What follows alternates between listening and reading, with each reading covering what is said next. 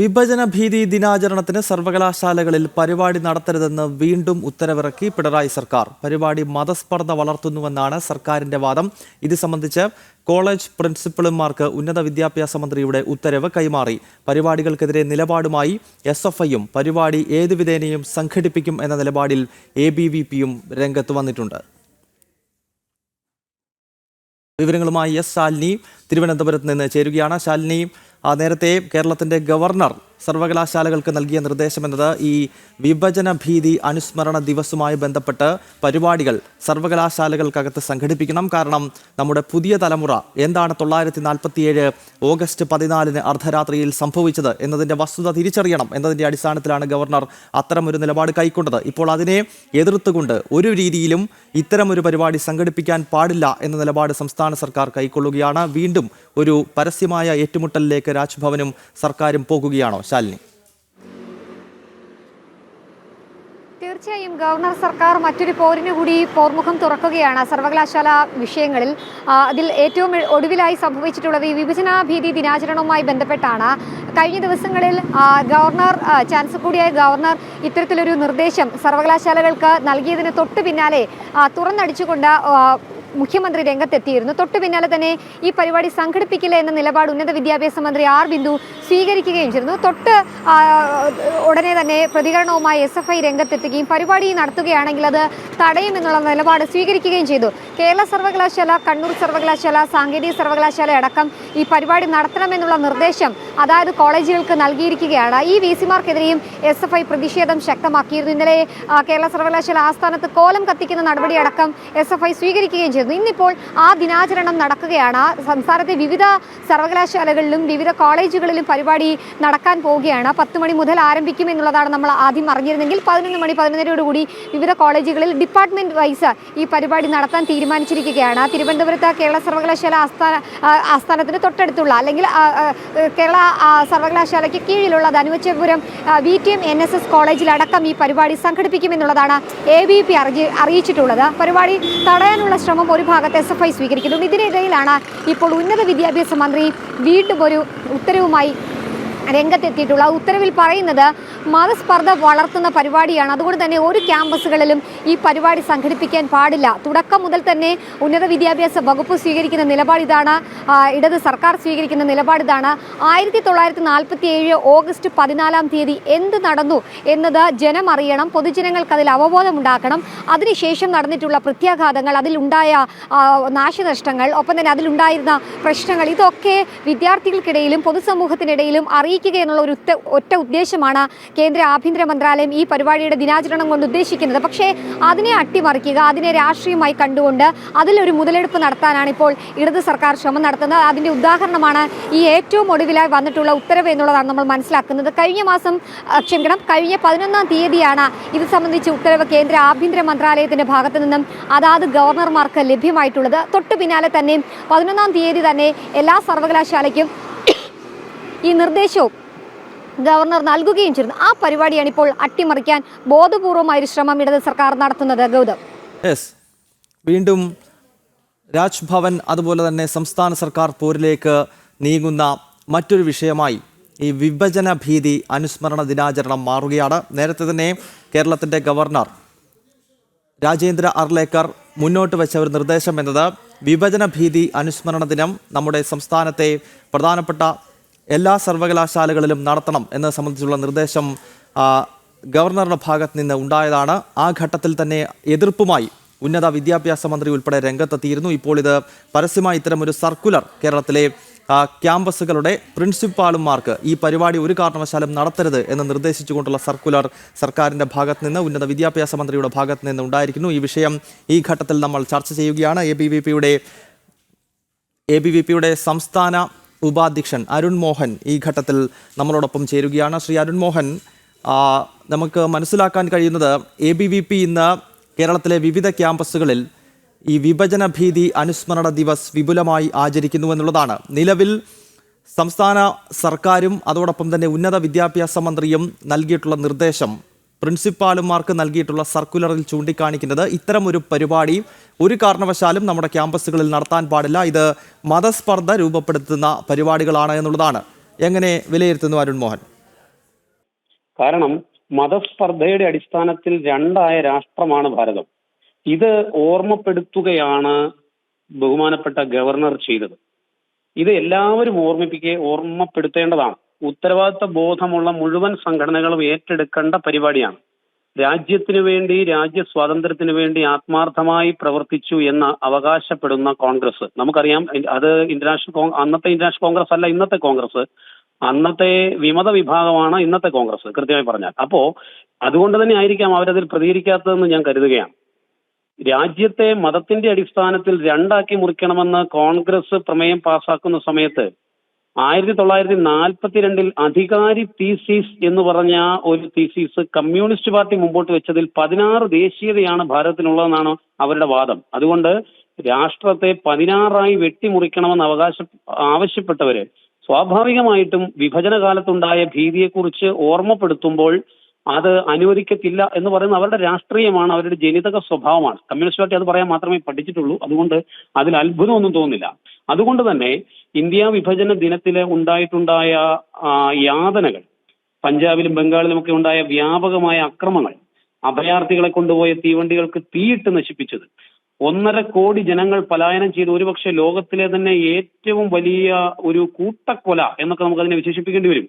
കിഴക്കൻ പഞ്ചാബിൽ നിന്ന് പാകിസ്ഥാനിലേക്കും അതുപോലെ പടിഞ്ഞാറൻ പഞ്ചാബിൽ നിന്ന് ഇന്ത്യയിലേക്കും ഒക്കെ ജനങ്ങൾ കുടിയേറുന്ന സമയത്ത് മതം ചികയുന്ന ആളുകളായിരുന്നില്ല അവര്. അതുകൊണ്ട് ഈ തെറ്റായ തീരുമാനത്തിന്റെ അടിസ്ഥാനത്തിൽ ഒരു അമ്മയെ വെട്ടിമുറിച്ചിട്ട് മക്കളെ പുറത്തെടുത്തു എന്ന് പറഞ്ഞതുപോലെയായിരുന്നു സ്വാതന്ത്ര്യം ലഭിച്ചത്. ഇത് ജനങ്ങൾ മനസ്സിലാക്കേണ്ടതായിട്ടുണ്ട്, കുട്ടികൾ മനസ്സിലാക്കേണ്ടതായിട്ടുണ്ട്. സ്വാഭാവികമായിട്ടും ക്യാമ്പസുകളിൽ വായിക്കുന്നവരാണ്, സർഗാത്മക ചിന്തയുള്ളവരാണ്, അവരെ സ്വതന്ത്രമായി ചിന്തിക്കാൻ വിടൂ. ഇപ്പൊ കമ്മ്യൂണിസ്റ്റ് പാർട്ടിയുടെ ഒരു പൊതു നയം ഇതാണല്ലോ, ആലോചിക്കുന്നവനെ ഇല്ലാതാക്കുക, സത്യം പറയുന്നവരെ സംഘികളാക്കുക എന്ന് പറഞ്ഞൊരു നയമുണ്ടല്ലോ. അതിന്റെ അടിസ്ഥാനത്തിൽ മാത്രമേ കാണാൻ സാധിക്കത്തുള്ളൂ.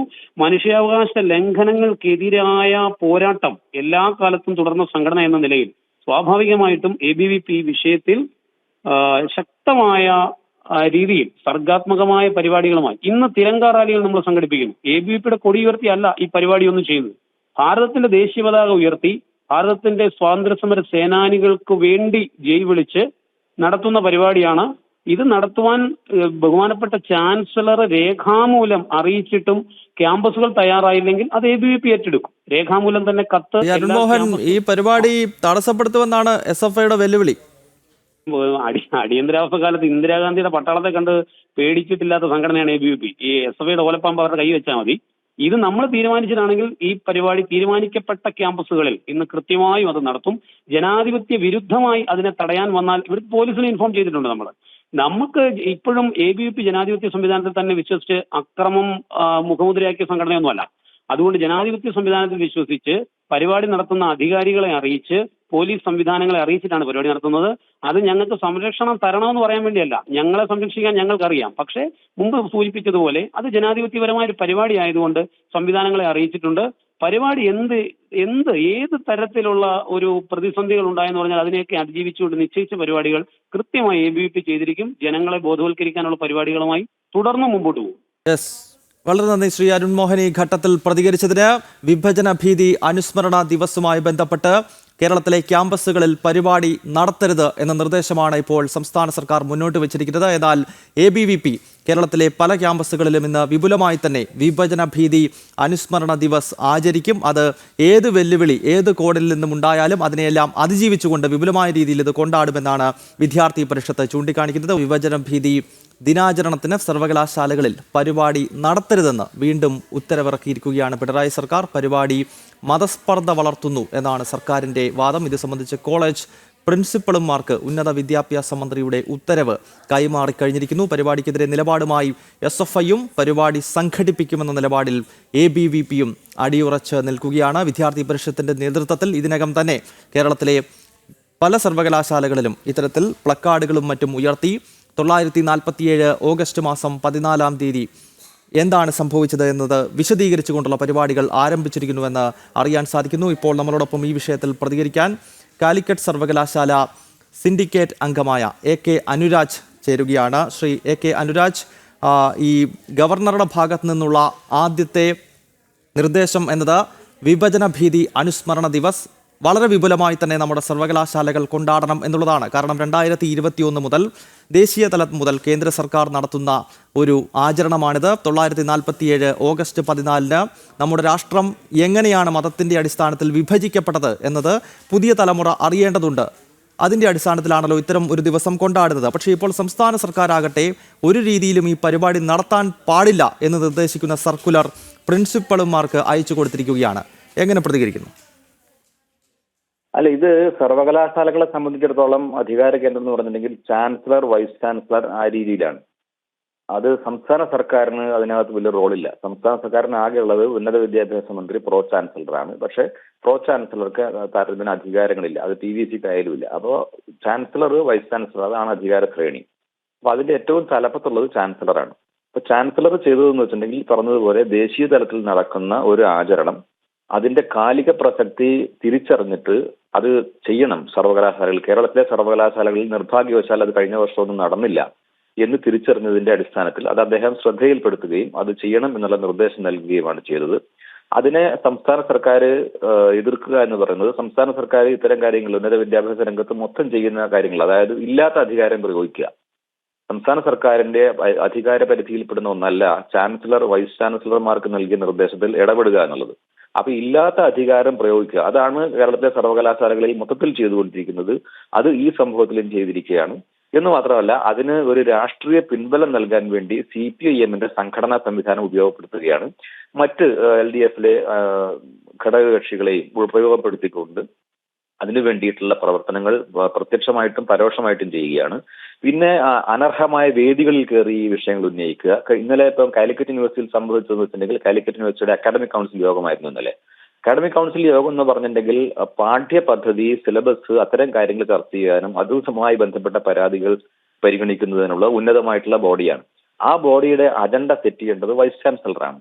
അപ്പൊ ആ രീതിയിൽ ഇന്നലെ അക്കാഡമിക് കൗൺസിൽ യോഗം നടക്കുന്നതിനിടെ ഒരു SFI പ്രവർത്തകൻ ഈ വിഷയം ഉന്നയിച്ചു. അത് അജണ്ടയിൽ ഇല്ലാത്ത ഒരു വിഷയം ഉന്നയിച്ചു. അത് ഉന്നയിക്കാൻ സാധിക്കില്ല, ഇത് അതിനുള്ള ഒരു വേദിയല്ല, അജണ്ട സെറ്റ് ചെയ്യേണ്ടത് ചെയറാണ് എന്നൊക്കെ വൈസ് ചാൻസലർ പറഞ്ഞെങ്കിലും അതിനെയൊക്കെ അവഗണിച്ചുകൊണ്ട് ഈ SFI നേതാവ് അവിടെ ഈ വിഷയം അവതരിപ്പിച്ചു. എന്ന് മാത്രമല്ല, മുതിർന്ന CPIM നേതാക്കന്മാർ, സിൻഡിക്കേറ്റ് മെമ്പർമാർ ഉൾപ്പെടെ അതിനെ പിന്തുണയ്ക്കാൻ രംഗത്ത് വരികയായിരുന്നു. അപ്പോൾ അതിശക്തമായിട്ട് അതിനെ അവിടെ ഞങ്ങൾക്ക് എതിർക്കേണ്ടി വന്നു. കാരണം പറയുന്ന വെച്ചാൽ ചാൻസലർക്ക് അധികാരമില്ല എന്ന് പറയുക. ഇത് ഈ സംസ്ഥാന സർക്കാർ ചെയ്യുന്ന അല്ലെങ്കിൽ സംസ്ഥാന സർക്കാരിന്റെ നേതൃത്വത്തിൽ നൽകുന്നവർ അവർ കൺവേ ചെയ്യുന്ന അതേ മെസ്സേജ് ഈ CPIM സംഘടനകളിൽ, SFI ഉൾപ്പെടെയുള്ള സംഘടനകളിലേക്ക് കടത്തിവിട്ടിരിക്കുകയാണ്. അതുകൊണ്ട് അവർ ഈ കാര്യം അറിയാതെ ഇത് അനർഹമായ സ്ഥലങ്ങളിൽ അല്ലെങ്കിൽ ഇത് ഉന്നയിക്കേണ്ടുന്നതല്ലാത്ത വേദികളിൽ ഉന്നയിക്കുക, അങ്ങനെയൊക്കെ ബഹളമുണ്ടാക്കുക, ദേശീയബലം പ്രകടിപ്പിക്കുക, അങ്ങനെ നയപരമായി നടക്കേണ്ട, ഭംഗിയായി നടക്കേണ്ട, ഉന്നത വിദ്യാഭ്യാസ രംഗത്ത് കൃത്യമായിട്ട് നടക്കേണ്ട കാര്യങ്ങൾ നടക്കാത്ത സാഹചര്യം ഉണ്ടാക്കുകയാണ്. ഒരു കാര്യം കൂടെ ഞാൻ പറയാം, അതായത് UGCയുടെ നിർദ്ദേശമുണ്ട്. ഇനിയിപ്പം നമ്മൾ പറഞ്ഞു, ഇപ്പൊ പ്രധാനമന്ത്രി അത് ആഹ്വാനം ചെയ്തു, അത് എല്ലാ സംസ്ഥാനങ്ങളിലും, എല്ലാ സർവകലാശാലകളിലും, എല്ലാ കോളേജുകളിലും നടക്കുന്നു. അതിനപ്പുറം UGCയാണ് ഇത് നമ്മുടെ കോളേജുകളെ, യൂണിവേഴ്സിറ്റികളെ നിയന്ത്രിക്കുന്ന കേന്ദ്ര ഏജൻസി. UGCയുടെ നിർദ്ദേശവുമുണ്ട് ഇത് നടത്തണം. ഇത് രണ്ടിനെയും അവഗണിച്ചുകൊണ്ട്, ലംഘിച്ചുകൊണ്ട് ഇവിടെ ഇടതുപക്ഷം ബോധപൂർവം ചെയ്യുന്ന ഒരു കാര്യമാണ്. ചരിത്രത്തെ ഇല്ലാതാക്കുക, അതോടൊപ്പം തന്നെ വളച്ചൊടിച്ച് ചരിത്രം എങ്ങനെ ഇടതുപക്ഷം ഉണ്ടാക്കിയോ ആ ചരിത്രത്തെ സ്ഥാപിച്ചെടുക്കാനുള്ള ശ്രമം പിന്നെയും മുന്നോട്ട് കൊണ്ടുപോവുക. ഇതാണ് ഇവരുടെ പ്രവർത്തനത്തിന്റെ ലക്ഷ്യം, ഗൂഢലക്ഷ്യം. വളരെ നന്ദി ശ്രീ അനുരാജ്, ഈ ഘട്ടത്തിൽ ജനം TVയോട് പ്രതികരിച്ചതിന്. കാലിക്കറ്റ് സർവകലാശാല സിൻഡിക്കേറ്റ് അംഗം AK അനുരാജ് ആണ് പ്രതികരിച്ചത്. കേരളത്തിൽ മറ്റൊരു വിവാദം ഇപ്പോൾ ഉയർന്നു വരുന്നത് വിഭജന ഭീതി അനുസ്മരണ ദിവസവുമായി ബന്ധപ്പെട്ടാണ്. നമ്മുടെ സർവകലാശാലകളിലെല്ലാം വിഭജന ഭീതി അനുസ്മരണ ദിവസ് ആചരിക്കണം എന്നായിരുന്നു ചാൻസലർ കൂടിയായിട്ടുള്ള ഗവർണർ നേരത്തെ നിർദ്ദേശം നൽകിയത്. എന്നാൽ ഒരു കാരണവശാലും ഇത്തരം പരിപാടികൾ നടത്താൻ പാടില്ല എന്ന സർക്കുലർ ഇപ്പോൾ സംസ്ഥാന സർക്കാർ പുറത്തിറക്കിയിരിക്കുന്നു. എന്നാൽ ABVP ഉൾപ്പെടെയുള്ള ദേശീയ പ്രസ്ഥാനങ്ങൾ ഇന്ന് കേരളത്തിലെ ക്യാമ്പസുകളിൽ വിഭജന ഭീതി അനുസ്മരണ ദിവസ് ആചരിക്കുകയാണ്.